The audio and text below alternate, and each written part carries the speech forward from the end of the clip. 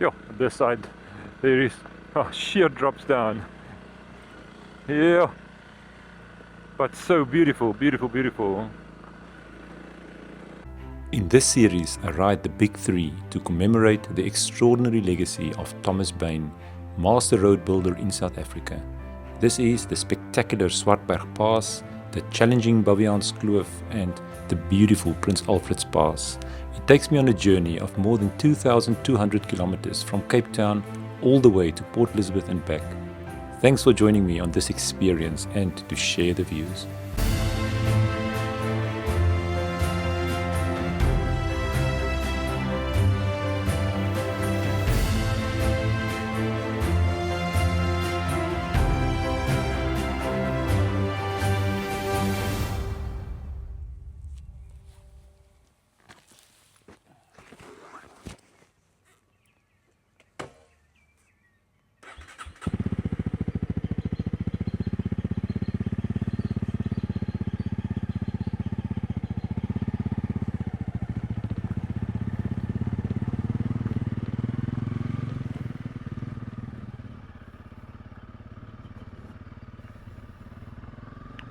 Welcome back to Werner's View.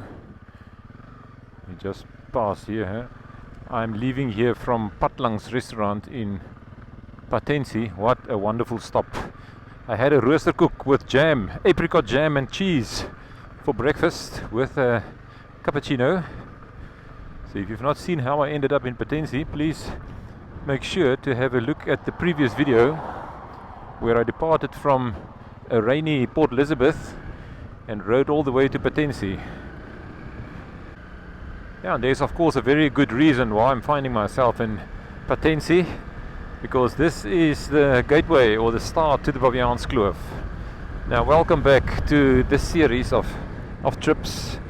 As I mentioned quite a few times already, I'm calling this series Riding the Big Three, of course referring to one of the most important, or three of the most important passes and roads that the master road builder Thomas Bain has built. The first one was the Swartberg Pass, which I rode earlier in the series, so if you have not seen it, go and watch. That is absolutely spectacular. And the second one of this Big Three ride is the Baviaanskloof. Now this is one of the most significant roads that Thomas Bain has built, and it's a long one. I mean, it's almost 200 kilometers from Patensie to Willowmore, and the road through the Baviaanskloof is a treacherous one, and it needs to cross at least 3 passes to get there, and it required quite a significant effort to build. So this is a testament to the genius of Thomas Bain to have constructed this road and to give us the pleasure to ride it. And maybe just to complete the picture, of course, it's riding the Big Three. So later in this series, I will ride another big one of Thomas Bain. That is the Prince Alfred's Pass from Uniondale to Knysna. But of course, that one I will talk about later. For today, it's all about Baviaanskloof. And it starts here in the Poortjies Valley. This is just citrus country through and through. I mean, you see the citrus trees everywhere you look here, and apparently some of the sweetest oranges in the world are produced here in the Poortjies Valley and in the Patensie area. But welcome back to the channel, and thanks for joining me for this ride. Now, ever since I've started Werner's View, the Baviaanskloof was in the back of my mind. This is something I want to ride with the Honda CRF 300 Rally. Now, of course, the Honda CRF 300 Rally is my bike, and it's the bike that I've done all previous trips on Werner's View with. It's already proven itself in this series that it can ride very rough roads. Just that road down to Gamkaskloof in Die Hel, it managed without a problem at all, and for that reason it should not have a problem at all with the Baviaanskloof. But of course, Baviaanskloof, there are a few challenges, and especially the water crossings will be significant. But enjoy this ride with me. This will be the very last bit of tar road. Very soon we will be hitting the dead roads for a very, very long distance. Yeah, but I've not spoken about what our end destination is for this trip today. Yes, I will ride through most of the Baviaanskloof, but not all of it. The end destination for today is Uitspan Guest Farm. Now Uitspan is a fantastic place, so I booked there for myself. I spoke to Alta and she said they can book me a place. Just look at these rocks, this natural feature here. Isn't this extraordinary? What you have here is alluvial stones, so obviously it's been rounded by water in the past, but it got put or stuck in the sediment. You see all the round rocks. So this is just a feature of what the soil and so on looks like underneath the ground. You see it over here as well.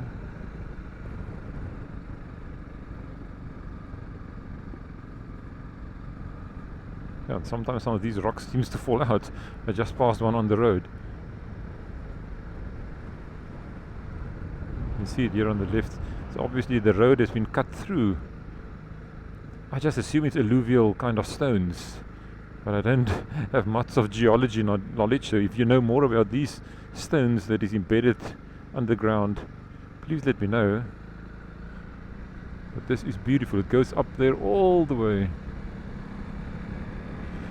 Yeah, so as I mentioned, the end destination is Uitspan Guest Farm. Now Uitspan is a fantastic place to camp, but I will be staying there in one of their self-catering units, and I contacted Alta and she says no problem, and they will even have a braai pack, or they call it a braai pakkie, ready for me with some meat that I can put on the braai tonight. So that sounds fantastic.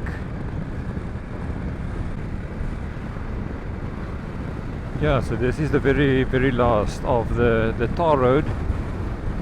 Now for at least the next 200 kilometers we will be on dirt road. I don't know if I mentioned, but this trip from Patensie to Uitspan Guest Farm today is 143 kilometers, and almost all of it will be a scenic ride. So the GPS, when I checked, said it will take me 3.5 hours to ride this 143. I think it will take even longer, but it's only now 25 past 10 in the morning, so I've got the whole day. And of course you don't want to take the Baviaanskloof road quickly. You want to experience it. You want to see the beauty. Of course, want to feel part of this, and I will take it slow and make regular stops. Yeah, so the Baviaanskloof is a long road, and Thomas Bain had different challenges, of course, at different sections of this road. Some of it relatively easy, like where we are riding now, but other parts he needed to cross significant higher lying areas and mountains. So there's many different famous places along the route, and I will just highlight some of them as I ride through them. So the very first place that we will go through is known as the Grootrivier Poort. That is where the beauty officially starts. But of course where we are riding now are still private farms, but most of the Baviaanskloof is of course a nature reserve and a significant heritage site. Is simply the biodiversity here is extraordinary. We will enter through a gate to get into the Baviaanskloof Nature Area. Yeah, here it says Baviaanskloof, a World Heritage Site, so its significance is a lot. Apparently the different plant species you get in the Baviaanskloof is just unparalleled. And this is the start of the Grootrivier Poort. You can see it already narrows a bit here. And this must be the Grootrivier. So once again we get to another Grootrivier. We already have driven the Grootrivier mountains there from Willemore to Stuiterville. Of course, in previous series we also had the Grootrivier there at Van Wyksdorp, and yet another Grootrivier here in Baviaanskloof. And of course Grootrivier simply reversed to a big river. Yeah, already we are seeing a wildlife, a little deer. But I think the Grootrivier Poort just sets the scene. It welcomes you to say, well, now you are officially in the Baviaanskloof. Now, of course, for those of you that follow the Backroad Chronicles channel, the channel I do with my lovely wife Annelie, if you follow that channel and you've watched some of our earlier videos, you will know that the Baviaanskloof has featured on Backroad Chronicles as well. So if you want to go and see a multi-day trip through the Baviaanskloof where we ride with our trusted Fortuner, please go and have a look. I will also put the link or the links to those videos in the video description of this video. So if you want to go and catch up with Backroad Chronicles, please do. And if you like what you see on Backroad Chronicles, please subscribe to that channel as well. We will appreciate it a lot. But just look at this sheer drop of cliffs here. Yo, how beautiful.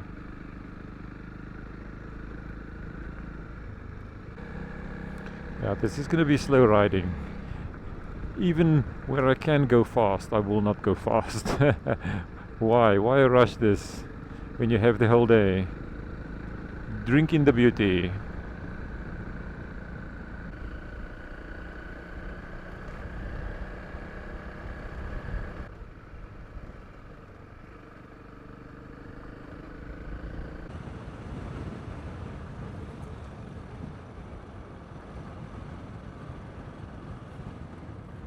Yeah, so I think here we are, maybe crossing the Grootrivier a bit.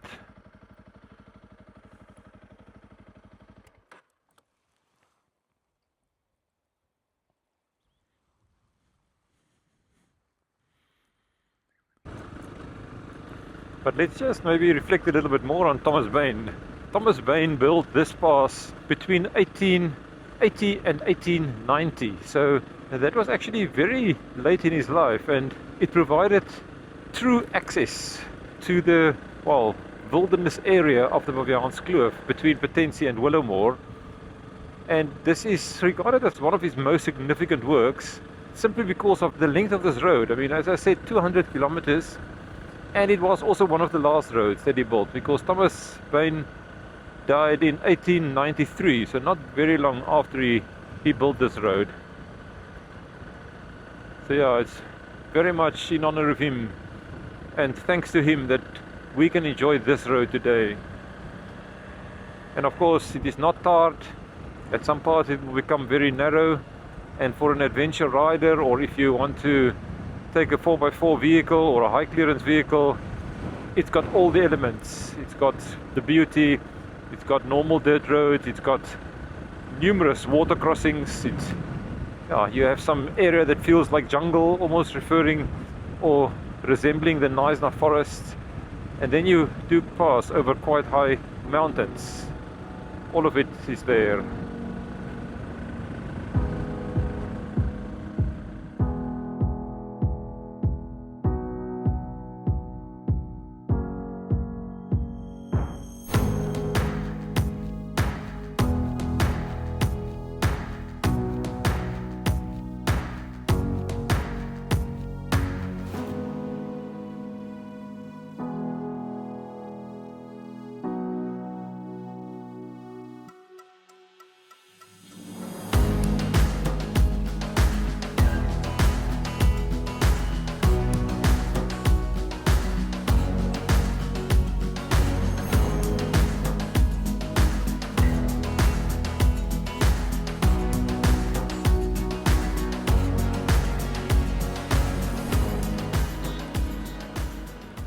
The area where we are riding through now is known as Cambria.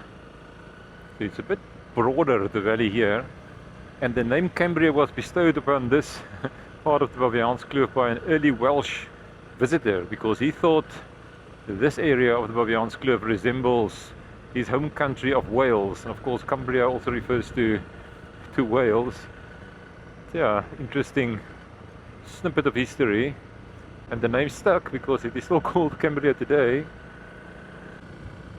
Yeah, so still farm area, lots of citrus produced there. You can see the citrus orchards and trees and so on disappearing there in the distance.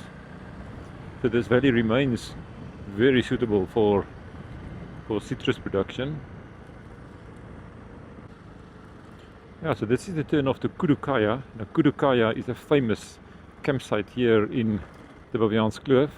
If you're looking for a tranquil camping spot, Kudukaya is your place. You can also take a very interesting hike up the kloof there. So this is a place where Annelie, myself and my sister Madeleine and her family, we've camped there many times, and it brings back fond memories. Of course, I'm quite familiar with Baviaanskloof. I've driven it by car quite a few times, so I know what's lying ahead, but what is a completely unique experience is doing it by motorcycle. I think it is a bit of a different challenge. I think when it comes to water crossings, it is just more difficult with a motorcycle, of course, than with a car.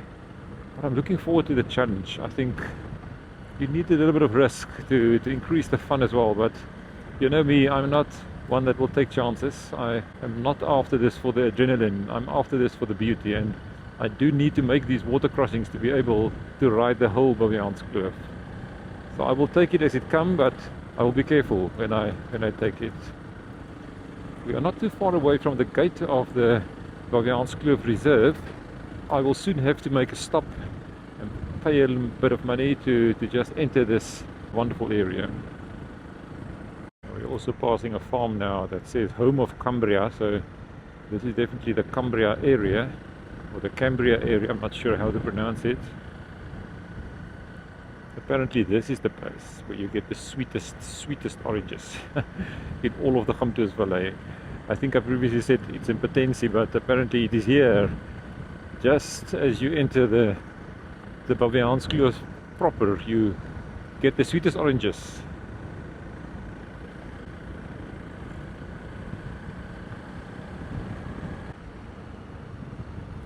I think the Baviaanskloof is a kloof of contrasts.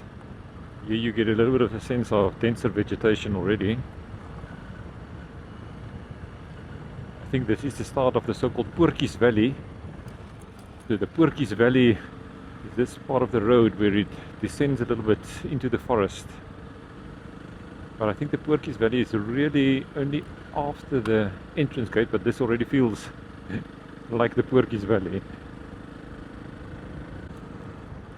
Yeah, indeed, we are now at the gate of the Baviaanskloof Nature Reserve.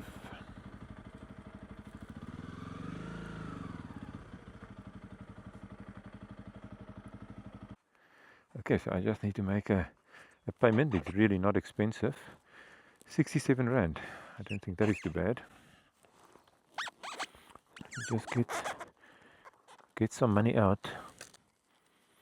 Okay, so there's a 20 and a 50. Okay, so we are now at the Poortjies gate. So we came in with the Grootrivier, and then we're going to go up this pass, which is called Combrink's Pass, and then Bergplaas is on top of the plateau, and we come down the Holgat Pass, pass by Doodsklip, and then at Smitskraal there's quite a long drift, probably about 80 meters long, that you need to go through water. And then the Grasnek Pass is what's taking you through these twists and turns. Yeah, and then the Western Gate, and then Uitspan is the other side of the Western Gate. So this is what's lying ahead. How exciting.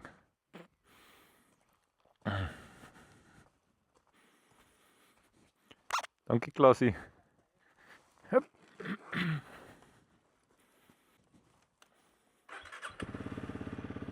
Lekker dag vir julle hoor. Bye bye. Yeah, so this is also called, as I said, the Poortjies Gate, and we are now into the Poortjies Valley, which I think some of the best examples of some of the indigenous forests here in the Baviaanskloof Nature Reserve. Yeah, I saw there at the gate, unfortunately, no drone flying in the Baviaanskloof Nature Reserve, so that is a shame, but I will of course adhere to this, so it will just be footage from the ground. But yo, the Baviaanskloof is so beautiful, that should be okay. The sun is suddenly away, I hope. It doesn't mean rain is coming, but if that's the case, so be it. Today is the day for Baviaanskloof.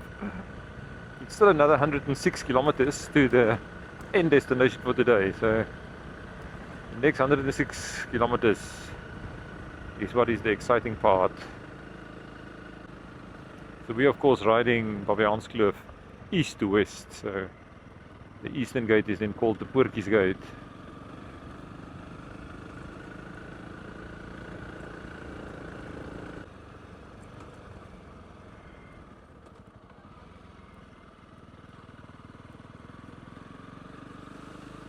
There's the first little bit of water to cross for the day. There will surely be more.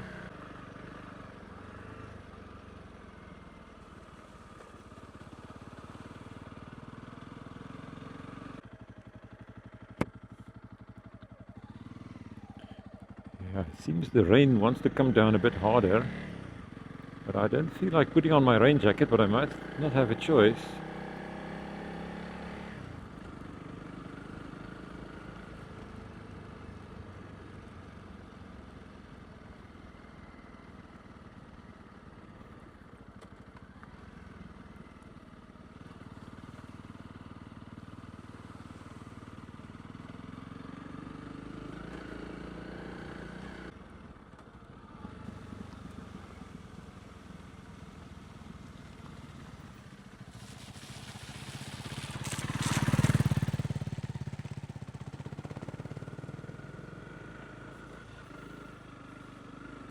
Yeah, so raindrops keep falling, so I have put on my rain jacket, although a bit reluctantly, but I hope Murphy will work in my favor. Maybe if I put on my rain jacket, the rain will stay away.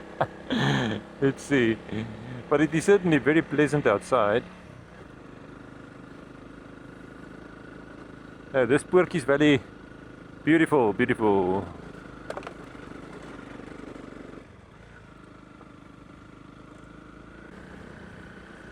Yeah, so we are now riding out of the Poortjies Valley, and I think we are at the lower slopes of the Combrink Pass. So I suspect we're going to start climbing soon.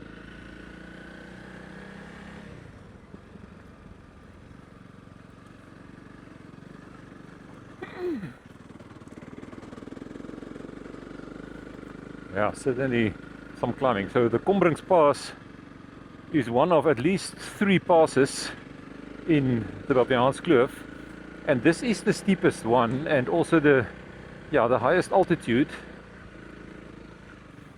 But what is interesting about this pass is that it goes up and then it goes to a plateau area which is called Bergplaas, and there you will ride on the plateau for quite some distance before you go down. So the ascent and the descent of the Combrink Pass is not both called Combrink Pass. It's only the ascent, or this side of the pass, that's called Combrink Pass. The one that you actually now descend on the other side of Bergplaas is called the Holgat Pass. So yeah, it might be a bit confusing, but it's seen as 2 separate passes. Yeah, but really tight turns here. There's some resemblance with the road down to Baviaanskloof, although this one is mostly in a better condition. So I think the riding will not get as rough as with Baviaanskloof. Yeah, we already made quite a climb. Look at some of the views back. Beautiful. Yeah.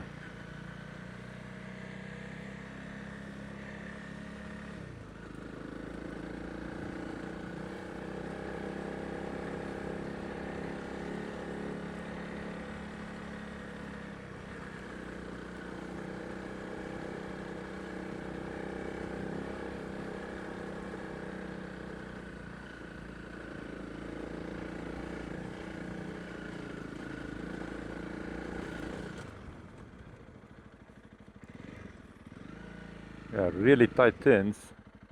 Oh, look at how far the valley goes down below. But yeah, it is still quite some distance up, and it is in this section of the pass where the famous dry stone building technique that Thomas Bain has perfected during his many years of road building can be seen. So I can already see there in front the stonework.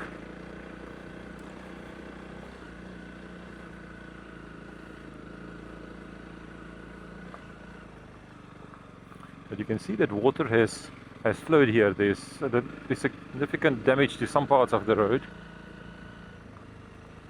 Not sure if you can see it on the camera, but some of the stonework is visible on that side.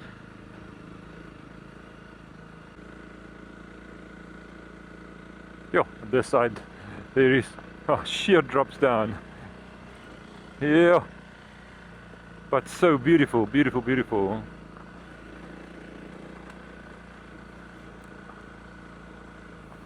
If there's a car coming from the front, this is not the easiest place to get by or to pass each other.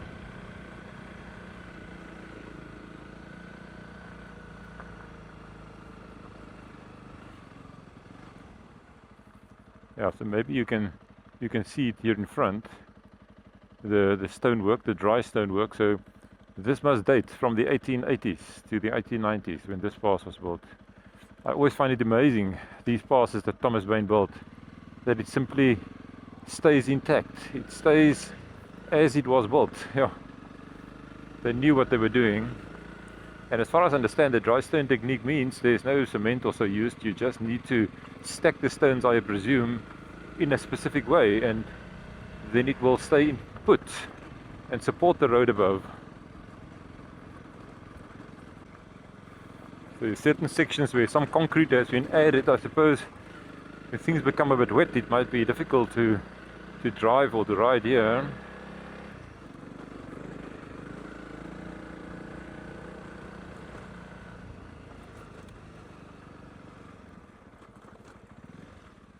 You can see the paths going up all the way. Yeah. But now we are doing significant climbing. How special is this? Isn't this fantastic? Suddenly finding myself again in this wilderness area and with these fantastic roads.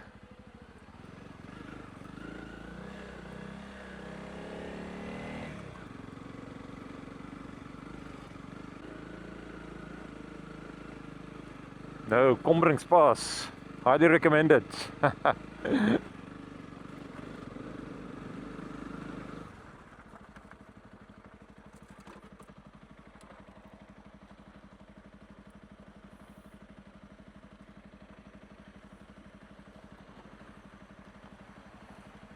Dankie, dankie. Let me just wait for the other car as well.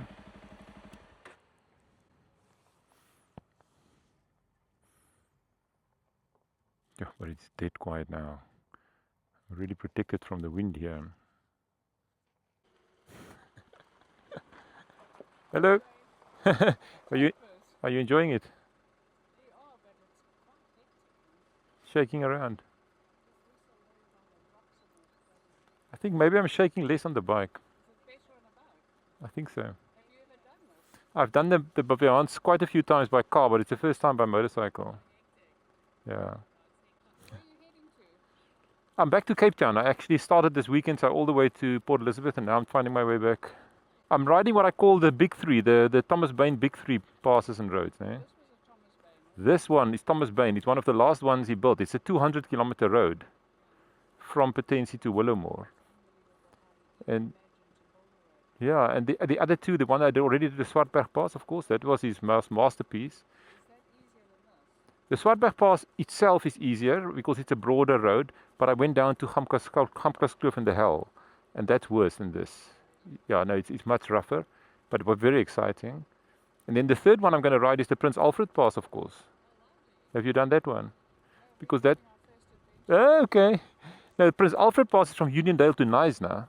So that is the longest pass in the country. It's 68 kilometers, one pass. Yeah. So you go into the Knysna forest. So that's tomorrow. Yeah. Well done. Enjoy. Good for you. Thanks. No, but you're not too far to go. Enjoy. You're almost there. It's okay. No, you will go first. Okay.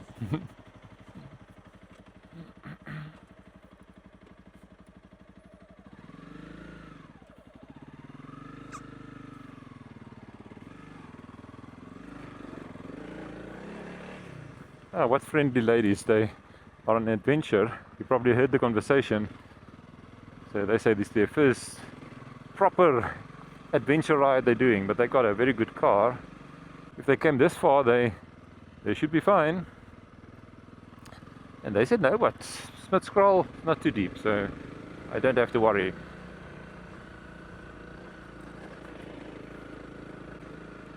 Yeah, so at least once we get to the top, it's quite flat and one can have a different kind of ride again before you go down.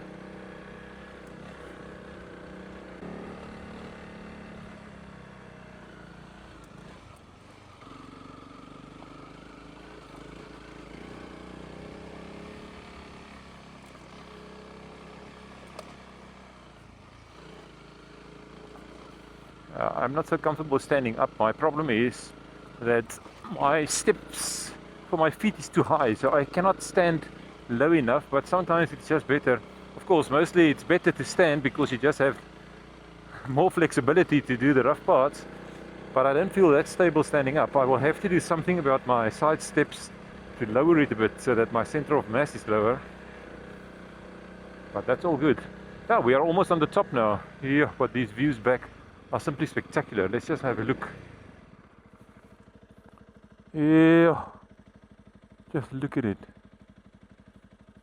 Yeah, so this is looking back from almost at the top of the Combrink Pass.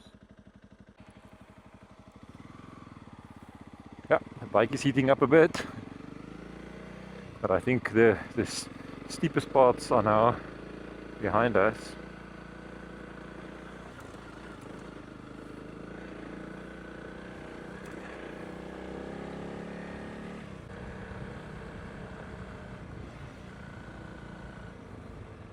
Yeah, there must have been some rain here as well. You can see the puddles. Yeah, so we made it now to the plateau area. So this is Bergplaas. So it's quite an elongated or wide plain of grassland at quite an altitude. So I think this is what adds to the biodiversity here, because you probably are getting plant species that's unique to this area, and we are high up. Yeah, one can see very far. This is beautiful, beautiful. But I think it is time for a leg stretch, so I will make a stop here at Bergplaas.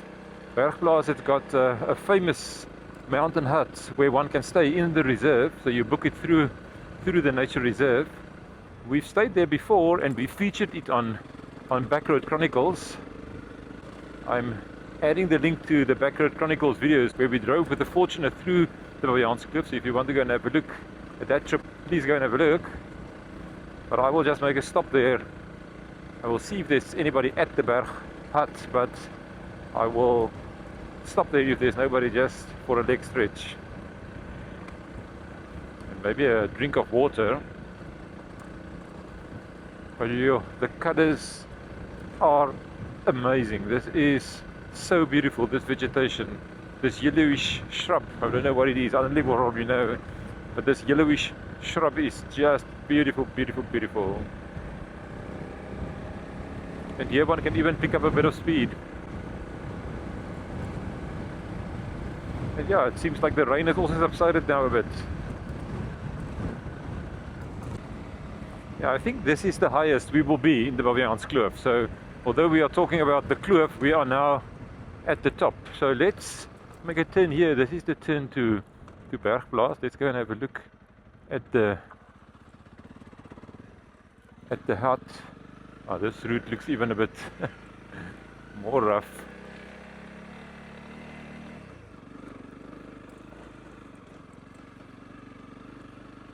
Yeah, certainly takes a bit more concentration to stay on these narrow tracks, which is a bit bumpy. But what a wonderful area. So Bergplaas is also the area where you will see some animals, some swart hartebeest, and also some mountain zebra. So yeah, this was a farm, of course. So you can see some of the kraal areas here, also built of stone.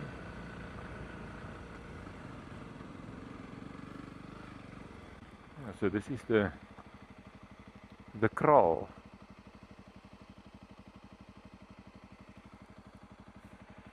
And there in front is the mountain hut, which is simply quite a long building with some rooms and a kitchen and yeah, lounge area. So this is a great place to stay overnight. If you want to see what it looks like inside, go and watch that Backroad Chronicles videos. But I'm just going to make a stop here to take a bit of a break.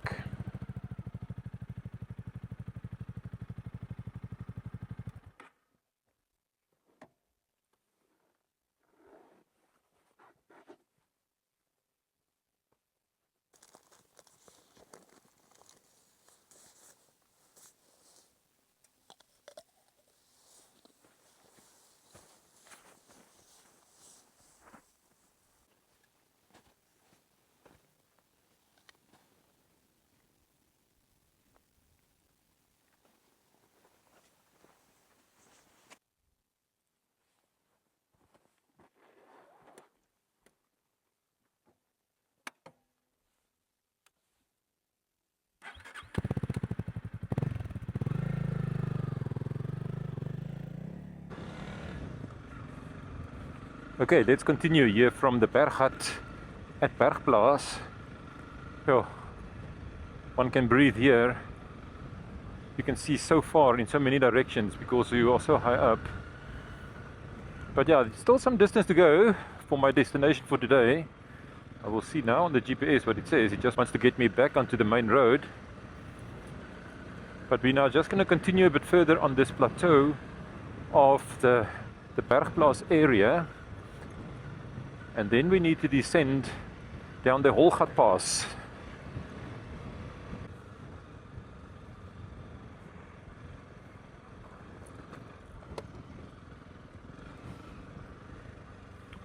Yeah, uitspan is still 96 kilometers to go, so the bulk of the Baviaanskloof still needs to be ridden.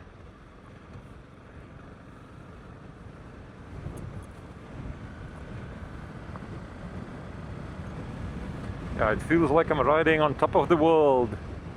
And what a beautiful world it is. This is the Baviaans wilderness area, and I'm riding this on a Thursday, so this is probably some of the least busiest times of the Baviaanskloof, so I don't expect to see many other vehicles or motorcycles. So just for this moment I can enjoy it on my own. Yeah, there are some significant pools in front. It means that this road is wet at some patches. But at least for these ones I can just ride past.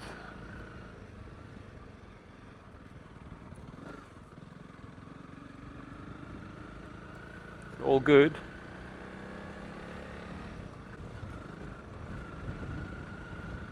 Oh, there's some deep dongas here. Now the water has eroded it away, but the road is still all passable in most part.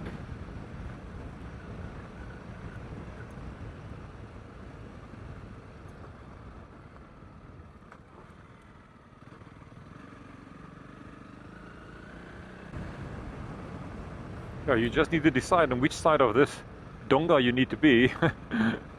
At least with a motorcycle you only need one lane or one track. The car, it might be a bit more tricky.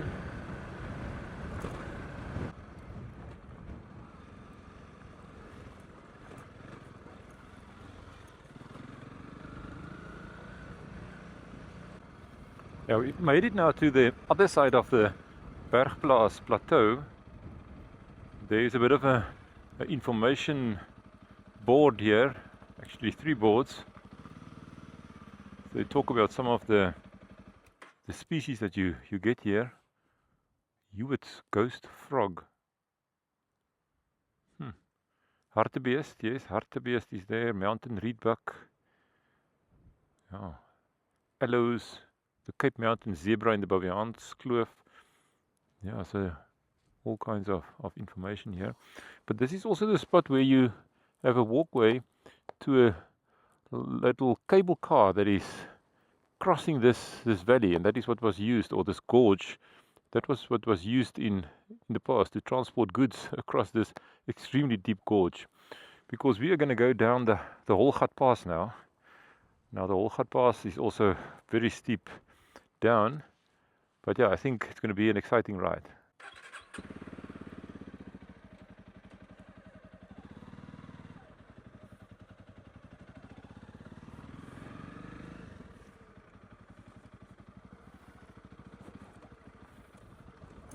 Now this road is a bit rougher than I thought it's going to be.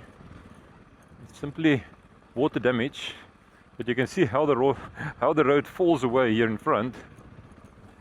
So with the Holgat Pass, many parts are covered by this concrete slabs, but this must have been done a very long time ago, because a lot of these concrete slabs are also eroded away. So I have to keep my eyes on the road. See, so it's not always that easy to just stay on the concrete slabs. But I will for most part try and stay on it. This gives the best grip.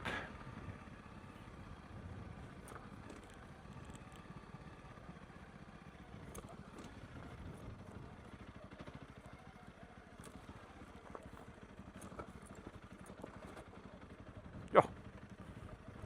But let's just have a look at this view. Yeah, look at this.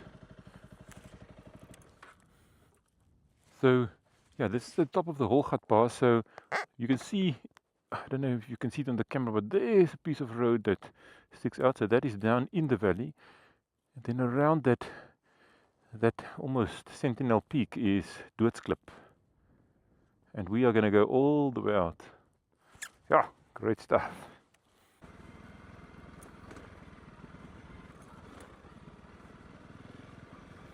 There's some beautiful proteas and pin cushions here next to the road. Yeah.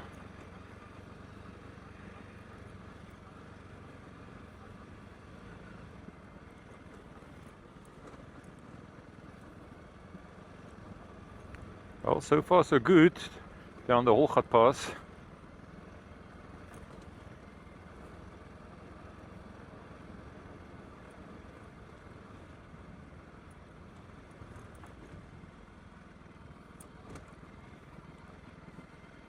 This takes a bit of concentration.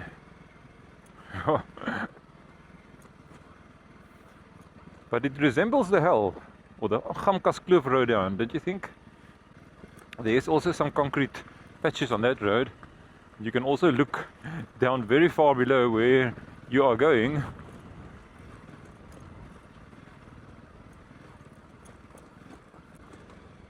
Oh, some baboons in the road. So Baviaans is of course the Dutch word for baboon, so one would expect to see them here. I must say, going down is probably a bit easier than going up.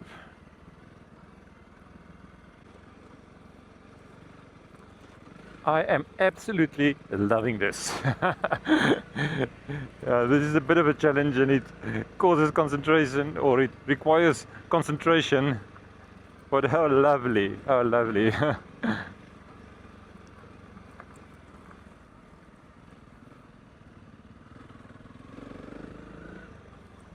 Oopsie. Now it's a bit of a challenge to remain on the track.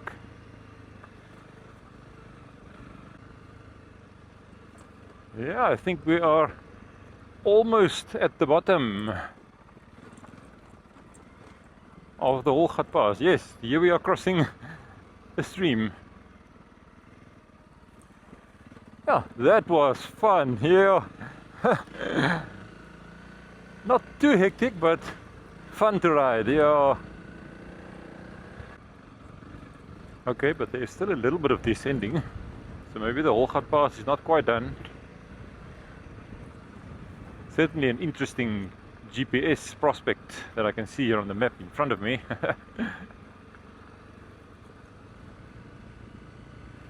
Yeah, it seems like I don't need my rain jacket anymore, so I'm actually a bit hot. I will look at an opportunity to maybe take this off. Now I'm completely out of the wind, so it's significantly hotter down here than it is up there in the Bergplaas plain. These are steep sections.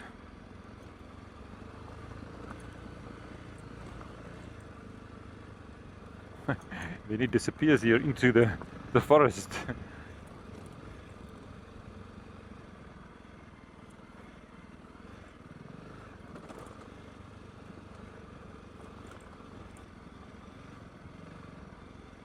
Wow, yeah.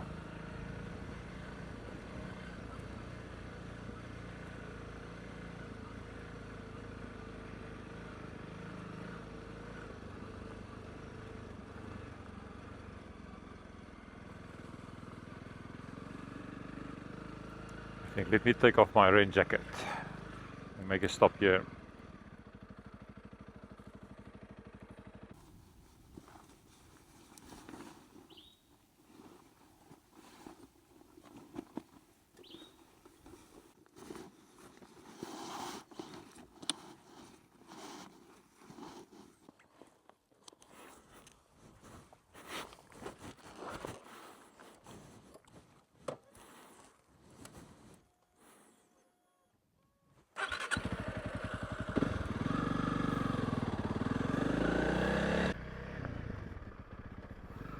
This now feels much better,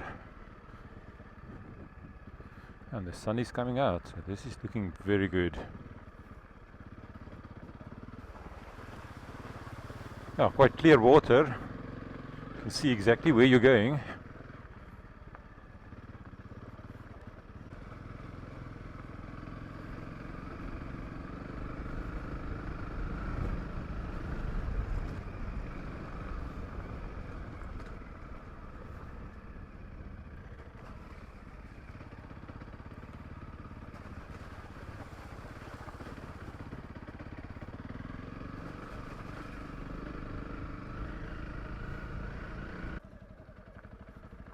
That was a hartebeest, I think.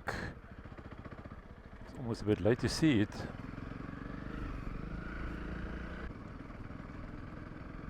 Yeah, we've now made it to Doodsklip, so let's just make a turn and have a quick look what the area here at Doodsklip looks like. I don't know much about Doodsklip, but there is an ominous piece of information I got when I when I researched this. Apparently some people have died here under, let's call it, suspicious circumstances. Now I don't know anything more but I think there's campsites here, probably some wild campsites. Let's just have a bit of a further look. You see there's some numbering here. I assume this is wild camping. I cannot imagine that there's much facilities here. Oh, there's a toilet up there. Oh no, there's a bribe area and everything, so yeah, I think if you want to do some remote camping, this can be a very nice spot. Just look at it. There's number 1. But yeah, I think there's a broad river down there which is not so easy to access, but this is Doodsklip, so this is what the campsites look like, and there seems to be even some toilet facilities, so it can be quite pleasant to camp here, I would think.